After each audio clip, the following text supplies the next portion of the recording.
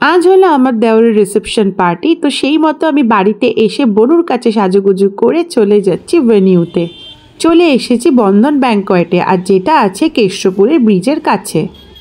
আর এক ফোঁটাও সময় নষ্ট না করে আমি সোজা ঢুকে যাচ্ছি ব্যাংকয়েটের ভেতরে। ব্যাংকয়েটের এন্ট্রান্সের ডেকোরেশনটা ছিল খুবই সুন্দর, আর প্রত্যেকটা জায়গা ছিল ফটো জোন। গেটের মুখে আমার বর খাচ্ছিল চা, আর ভাই তাকে করছিল হাই হ্যালো। আর এখানে চলে এসছে আমার বাবা মা, মানে আমার ফুল ফ্যামিলি।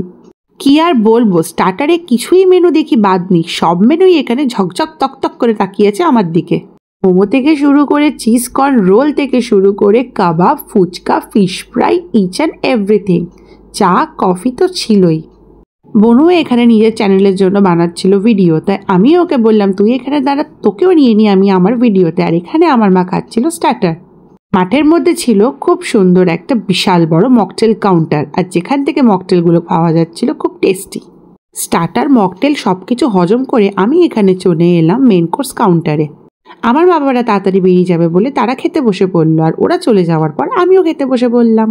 মেন কোর্সে ছিল তো অনেক কিছু খাবার, কিন্তু আমি আমার পছন্দ মতো কিছু খাবার নিয়ে নিয়েছিলাম। যেমন নিয়েছিলাম প্রথমে স্যালাড, তারপরে নিলাম রুমালি রুটি, চিকেন ভর্তা আর বেক ফিশ।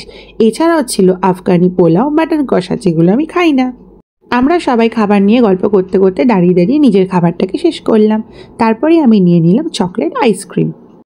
আমার এই ভিডিওগুলোতে এত ভালোবাসা দেওয়ার জন্য তোমাদের অসংখ্য ধন্যবাদ। আর তোমাদের জন্য রইল কিছু মুহূর্তের ফটো। আর আমার এই ভিডিওটা যদি তোমাদের ভালো লাগে অবশ্যই ভিডিওটাকে লাইক করে দিও, আর আমার চ্যানেলটাকে সাবস্ক্রাইব করতে কিন্তু একদমই ভুলো না। আবার শেয়ার করব তোমাদের সাথে আমার জীবনের কিছু ওয়ান্ডারফুল মুহূর্ত। তো ততক্ষণ তোমরা এই ভিডিওগুলোর এই ফটোগুলোকে দেখে এনজয় করো। টাটা।